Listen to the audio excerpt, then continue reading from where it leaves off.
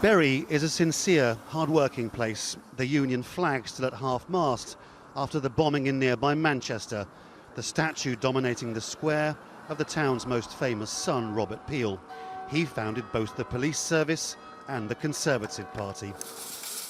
Hardly surprising then that the Conservatives thought they could hold one parliamentary seat here and win the other from Labour. In the market, there was widespread criticism of the way in which the Prime Minister had conducted the campaign. You never saw Theresa May. So she wasn't there? No, I was out. No, we didn't really hear much from her. You know, again, it's because she took it for granted that she would win. She didn't come on the TV to fight any debates. Jeremy Corbyn coming up quite strong. Do you think you know what Theresa May actually stood for during the campaign? She said some things, but not everything. I think she didn't explain herself.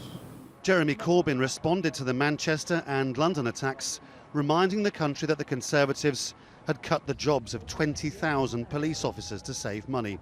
At the birthplace of Robert Peel, it seems many thought that a betrayal of Conservative principles.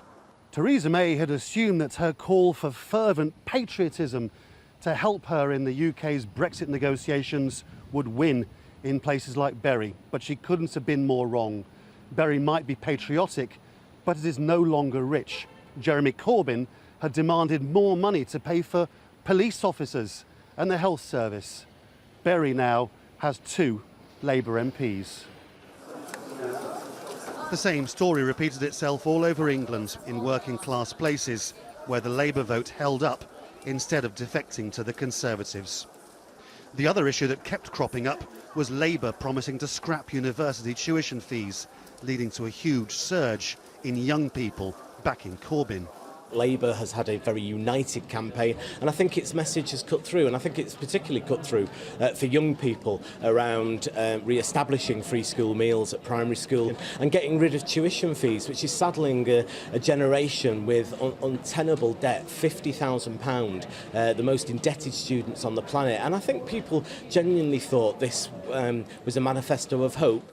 None of this is to say people are entirely convinced by Corbyn, and overwhelmingly they're worried about what on earth happens now in the Brexit negotiations.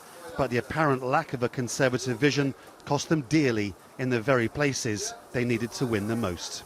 Laurence, Al Jazeera in Bury.